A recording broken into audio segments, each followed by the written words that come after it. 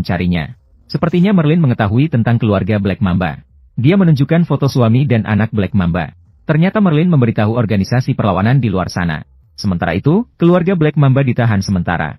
Selama mereka patuh dan menjaga rahasia dengan baik, keluarga mereka akan aman. Meskipun tidak bisa memaafkan perselingkuhan suaminya, rencana pelarian masih harus dilanjutkan. Anna dan beberapa orang datang ke ruang mesin air minum. Daniel dan Sarah masuk ke dalam saluran lagi bersama-sama. Mereka terus merayap maju mengikuti tali merah yang ditinggalkan sebelumnya. Namun belum lama berjalan, tali merah sudah dipotong oleh seseorang. Ini terlalu aneh. Bagaimana bisa ada orang masuk ke sini? Beruntung ada peta keriting. Mereka melanjutkan perjalanan mereka. Tiba-tiba ada suara dari dalam saluran. Mereka ketakutan dan segera melanjutkan perjalanan. Pada saat itu, hal yang lebih menakutkan terjadi. Tiba-tiba sebuah bola dilemparkan ke dalam saluran. Mereka sama sekali tidak bisa memahami. Artinya pasti ada orang lain di sini. Namun, Sarah mengikuti bola dan menemukan pintu keluar saluran. Mereka berdua memanjat keluar. Lift platform yang terbengkalai ditemukan. Tempat ini sudah ditinggalkan bertahun-tahun. Di sebelahnya ada mesin penjual minuman ringan yang berkarat. Sepertinya ini yang Anna maksudkan. Lift menuju saluran bawah laut. Sarah sebagai seorang insinyur, dengan cepat memperbaiki pasokan listrik di sini. Mereka masuk ke dalam lift kuno. Sarah masih bersyukur kepada bola yang muncul tiba-tiba. Namun lift sudah lama tidak terawat. Saat tombol ditekan, lift mengeluarkan suara berisik. Kemudian turun dengan cepat. Untungnya, peredam lift menyelamatkan mereka. Sarah memperbaiki sedikit. Berdoa agar lift bisa berfungsi. Tidak. Maka sebaiknya kamu berdoa agar kita bisa menang kali ini. Namun waktunya untuk kembali ke sel sudah tiba. Anna sangat khawatir apakah Daniel sudah kembali. Untungnya, Daniel muncul di sel. Ternyata fungsi lift sudah pulih. Daniel dan Anna terburu-buru kembali pada menit terakhir. Waktu rehat para narapidana. Semua orang bermain basket dengan gembira. Seorang pemuda berkulit hitam, tanpa sengaja memukul bola ke tubuh kapten. Kapten marah sekali. Langsung menyerang pemuda berkulit hitam dengan tinju dan tendangan. Hal ini membuat Daniel tidak tahan melihatnya. Ingin menghentikan tindakan kasar kapten. Malah semakin memprovokasi kapten. Kapten sebenarnya sudah tidak suka padanya. Kemudian memperhatikan pandangan perhatian Anna. Kapten selalu diam-diam menyukai Anna. Dia meminta Anna untuk menghukum Daniel. Anna tidak punya pilihan. Akhirnya, dia mengambil tongkat polisi dan memukuli Daniel dengan keras. Kemudian membawa Daniel ke ruang medis. Daniel menggambarkan kemajuan pelarian. Sekarang bisa dipastikan terowongan bawah tanah memiliki orang misterius. Meskipun tidak diketahui apakah ada niat jahat. Namun operasi pelarian harus terus berlanjut. Langkah selanjutnya adalah mengirimkan Sarah ke platform batu bata yang ditinggalkan di seberang. Platform batu bata. Periksa dan perbaiki apakah perahu penyelamat dapat digunakan. Daniel sekali lagi memohon maaf kepada Anna. Anna tetap menolak dengan dingin. Mengusir Daniel. Anna belajar dari Merlin. Anggota organisasi mengancam keluarga Black Sister. Gadis kulit hitam tidak melaporkannya. Anna menyatakan dengan marah. Tidak bisa melakukan hal yang merugikan anak-anak. Kemudian meminta maaf kepada Black Sister. Begitu pelarian berhasil, pasti akan meminta organisasi melepaskan keluarganya pertama kali. Black Sister sekarang memiliki pegangan atas mereka. Meskipun marah, hanya bisa memilih untuk diam dan tidak melaporkan lagi. Mengetahui keluarga Blackie berada di tangan organisasi perlawanan. Hal ini membuat penjaga penjara Xiao Bai sangat marah. Akan segera melaporkan kepada kepala penjara. Meminta bantuan pemerintah untuk menyelamatkan. Menuju pintu masuk pipa bawah laut. Setelah berdebat panjang, akhirnya Xiao Bai tidak melakukan tindakan gegabah. Sekarang Sarah akan pergi lebih awal. Periksa. Apakah perahu penyelamat di platform lain bisa dioperasikan? Anna bekerja di ruang kontrol hari ini. Dia merekam sepotong kecil video kerja Sarah. Menutupi tayangan kamera pengawas dan diputar berulang-ulang. Sehingga orang mengira Sarah selalu berada di area perbaikan. Tapi Sarah sudah naik lift. Tiba di pintu masuk pipa bawah laut. Dia dengan susah payah membuka penutup lubang saluran. Dengan hati-hati, dia masuk ke dalam pipa bawah laut. Pengalaman sebelumnya membuatnya yakin. Ada orang misterius di dalam saluran bawah laut. Sarah hanya bisa maju dengan berani. Menuju platform terbengkalai di seberang. Namun tidak jauh pergi. Dia kemudian memicu mekanisme. Dipukul pingsan oleh sehelai plat besi yang meloncat. Sang janggut masuk ke ruang kontrol. Kapten meminta tahanan dari bengkel kembali ke sel. Anna terpaksa memberitahu penjaga penjara. Mengantarkan tahanan kembali ke sel. Sarah belum kembali. Anna segera mencari Dr. Merlin. Minta dia menambahkan nama Sarah ke catatan medis. Jika ada yang bertanya, katakanlah bahwa Sarah sedang berkonsultasi dengannya. Hanya bisa berdoa agar penjaga penjara tidak segera datang menjemput. Semua orang sangat gelisah. Tidak tahu apa yang terjadi dengan Sarah. Dokter hanya bisa menunda selama 1 jam. Daniel memanfaatkan kesempatan ini untuk mendekati Anna. Meminta maaf kepadanya sekali lagi. Anna yang berhati lembut akhirnya memaafkan Daniel. Di atas platform minyak yang ditinggalkan di seberang penjara. Sarah bangun dengan pusing-pusing. Dia tidak tahu bagaimana bisa sampai ke sini. Namun tetap senang melihat penjara di seberang. Setidaknya ini bisa dipastikan. Melarikan diri berhasil melalui terowongan bawah laut. Tiba-tiba terdengar suara dari belakang. Seorang gadis kecil yang cemas. Sedang diam-diam memperhatikannya.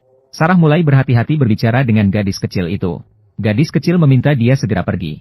Saat itu terdengar suara dari atas. Sepertinya seseorang akan segera datang. Sarah segera kembali ke terowongan bawah laut. Tanpa memedulikan segala hal, dia berlari menuju penjara. Pintu belakang terbuka perlahan saat ini. Seorang pria muncul dengan memegang tongkat. Sarah ketakutan dan langsung berlari. Orang misterius mengejarnya tanpa henti. Sarah melintasi pintu besi terakhir. Segera menghalangi pria itu sementara di ujung lain terowongan. Dan kemudian ketakutan sampai kehilangan akal. Platform naik turun di penjara telah kembali. Orang misterius sudah mengejarnya sampai ke sini. Tongkatnya memukul penutup sumur dengan keras. Anna selalu khawatir tentang keselamatan Sarah. Akhirnya suara ketukan besi terdengar. Menerima Sarah yang terkejut. Seseorang di lorong itu ingin membunuhku. Orang tua ini sudah berusia 76 tahun. Dia memiliki kode 001 di penjara pulau terpencil. Sudah menjalani hukuman lebih dari 30 tahun. Boleh dibebaskan setelah berusia di atas 75 tahun dari hukuman seumur hidup. Namun sang kepala penjara dan orang tua itu memiliki dendam pribadi. Ditambah dengan ketidakmauan untuk mengungkapkan kegelapan di penjara. Akhirnya menolak untuk membebaskan orang tua itu. Orang tua itu melakukan mogok makan sebagai protes. Namun meskipun kelaparan hingga harus dirawat di ruang medis, sang kepala penjara tetap tidak mau mengalah untuk membebaskannya. Tindakan ini menyebabkan ketidakpuasan para narapidana di penjara. Bukankah ini menunjukkan semua akan mati tua di penjara pulau terpencil? Maka semua geng besar bersatu, siap untuk sementara mengesampingkan dendam, bersatu untuk melakukan pemberontakan, hanya untuk memperjuangkan hak-hak legal mereka. Sarah dikejar oleh orang misterius. Anna segera mencari Daniel untuk merundingkan strategi. Namun rencana pelarian sudah sampai pada tahap ini. Meskipun situasinya sulit, tetap melanjutkan rencana pelarian. Menghitung jumlah orang, kerusuhan di penjara akan segera terjadi. Daniel untuk menghindari kecurigaan dari geng lain. Dan Robbie tinggal di penjara untuk ikut dalam kerusuhan. 3 orang, termasuk Larry, Grisha, dan Sarah, masuk ke terowongan bawah laut. Harus berkomunikasi dengan orang misterius. Jadi ketika semua orang kembali ke sel seperti biasa hari itu, 2 tahanan sengaja bertengkar. Menarik perhatian penjaga penjara berjanggut. Dia masih mengambil tongkat polisi seperti biasa untuk menghentikan keadaan. Dikalahkan oleh para tahanan dengan cepat. Para tahanan mulai berhamburan keluar, mengendalikan penjaga penjara lain di sel.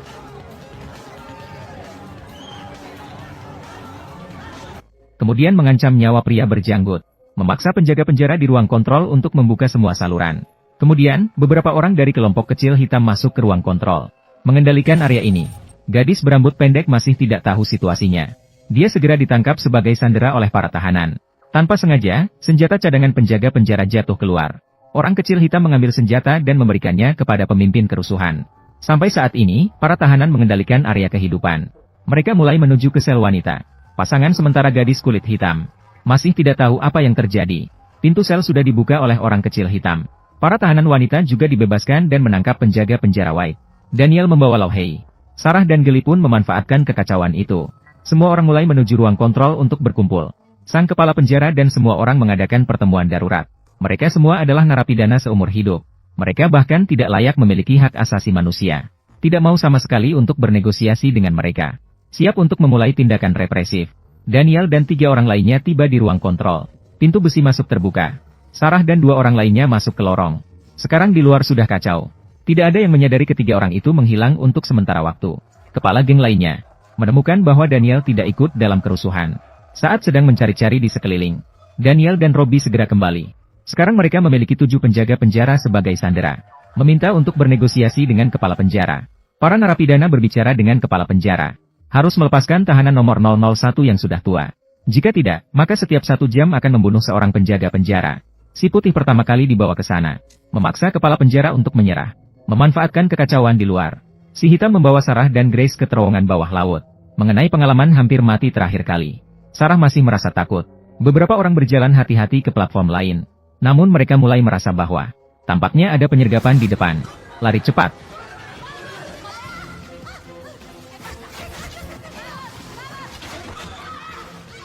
Di saat genting, Sarah mengunci pintu besi. Tapi Jack sudah terkena panah. Kita hanya bisa membawanya kembali untuk diobati. Sudah hampir 1 jam. Melihat sang kepala penjara tidak mau berunding, Xiao Bai dipukuli oleh para tahanan. Bos mengeluarkan pistol yang diberikan oleh Xiao Hei. Bersiap untuk membunuh Xiao Bai terlebih dahulu. Daniel segera menghentikan jika benar-benar akan membunuh. Maka kita mungkin akan dilemparkan ke laut untuk diberi makan ikan. Saat semua orang sedang bertengkar tanpa henti, Sarah Gray muncul mendukung Lau Hei yang terluka. Hal ini membuat semua orang berhenti bertengkar.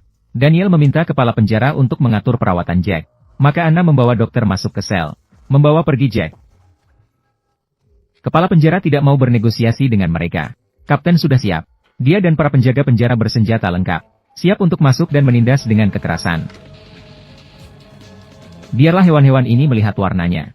Atas perintah dari kapten, para penjaga penjara masuk ke sel dengan tertib, menyerang tahanan secara fisik begitu melihat mereka. Hanya ingin memperjuangkan hak asasi mereka sendiri, sehingga kebanyakan dari mereka tidak melawan. Namun tahanan lain justru saling membunuh. Wakil kedua geng mengambil pistol bos besar. Dengan tidak waspada, dia menembak mati bos. Kemudian dia mengambil alih posisi bos. Lalu menghapus sidik jari, melemparkan pistol ke samping dan pergi. Adegan ini diamati sepenuhnya oleh Robbie. Setelah mereka pergi, dia muncul diam-diam dan mengambil pistol. Kerusuhan di luar segera diredam. Para tahanan bersembunyi satu persatu.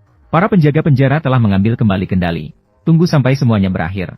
Sang kepala penjara juga merenungkan kekurangannya sendiri. Nomor 001 sudah berusia 76 tahun. Akhirnya setuju untuk membebaskannya sesuai hukum. Penjaga penjara Xiao Bai dipukul hingga pingsan. Hei Mei selalu menemani di samping. Akhirnya pemerintah mengirimkan helikopter, membebaskan nomor 001 yang ditahan selama 30 tahun. Helikopter juga membawa narapidana baru. Duluna, bos wanita dari geng tersebut. Sebagai orang baru, tentu harus dihukum oleh yang lebih tua. Tidak disangka meremehkan kekuatannya. Sebelum di penjara, Duluna adalah bos geng. Tidak menghiraukan teman sekamar sama sekali. Kamu benar-benar lucu. Ada orang misterius berbahaya di saluran bawah laut. Anna mengungkapkan kekhawatiran besar tentang Daniel membuatnya khawatir. Robbie menemukan sebuah pistol. Sarah tidak bisa bertahan lama di platform yang berlawanan. Anna mendapat ide bagus. Dia memanfaatkan posisinya. Biarkan helikopter membawa barang-barang pribadi Anda. Begitu kotak itu dibuka, ternyata adik kembarnya Sarah, Ruolan. Anna siap membiarkan Sarah tetap berada di platform berlawanan untuk waktu yang lama. Memperbaiki kapal penyelamat. Selama periode ini, adik perempuan Ruolan menggantikannya di penjara. Mereka berdua pergi ke ruang mesin air minum dan membuka pelat besi di dekat lubang. Ketika kotak dibuka, meminta dia pergi ke seberang untuk memperbaiki kapal pesiar. Adik perempuan, Ruolan, kemudian datang ke sel penjara. Hubungan antara para tahanan memang tidak begitu baik. Tidak ada tahanan di sekitarnya yang menyadari keanehan. Saat Sarah merasa sangat lelah, mengeluarkan ponsel yang dibawa oleh adik perempuannya. Anak yang tumbuh bahagia di dalam, memberinya motivasi yang tak terbatas. Lau Hei pulih setelah sebulan istirahat. Sudah keluar dari rumah sakit dan kembali ke sel penjara. Meminta helikopter membawa barang pribadinya. Sarah baru saja masuk ke dalam saluran bawah laut. Saat patroli harian si Janggut, menemukan kotak besar milik Anna. Meskipun barang-barang penjaga penjara tidak diperiksa, tapi karena Anna pernah memukulnya, si Janggut selalu menyimpan dendam. Dia segera memanggil kapten. Kotak sebesar ini. Kapten juga sangat penasaran dengan apa yang dibawa Anna. Kapten menemukan Anna dengan alasan ingin menyelidiki barang-barang di kotak Anna. Malam itu mereka pergi ke restoran. Anna berbohong membawa banyak kosmetik untuk dijual secara sembunyi-sembunyi kepada narapidana wanita. Kapten selalu menyukai Anna, maka tidak lagi menanyakan. Setelah makan, Kapten dan Anna kembali ke kamar masing-masing. Tidak disangka Kapten juga bisa menggoda wanita. Dia membuat video dan foto Anna dengan cermat, membuat Anna terharu. Kapten tidak bisa menahan perasaan cintanya padanya. Akal sehat membuat Anna menolak pernyataan cinta Kapten. Beri aku sedikit waktu untuk memikirkannya. Sarah sudah lama duduk di dalam pipa. Kemudian merekam pesan video untuk anaknya. Akhirnya dengan berani memasuki pipa bawah laut dengan senjata. Kali ini tidak bertemu dengan orang misterius, melainkan bertemu dengan gadis kecil yang ditemui sebelumnya. Sarah mencoba berkomunikasi dengannya. Orang misterius tiba-tiba muncul dari belakang, memukul Anna pingsan dengan tongkat. Anggota organisasi perlawanan telah meresap ke lapisan manajemen penjara. Karena tidak mengetahui informasi yang spesifik, pihak atas memerintahkan kepala penjara untuk menyelidiki dengan teliti tanpa pandang bulu. Harus mengungkap si mata-mata ini. Kepala penjara segera memanggil Dr. Mei Ling. Mei Ling adalah satu-satunya yang bisa berinteraksi dengan narapidana peringatan. Sambil berhubungan dengan lapisan manajemen, kepala penjara berharap dia dapat mengamati dengan cermat, mengungkap dan melawan agen dalam yang terhubung dengan organisasi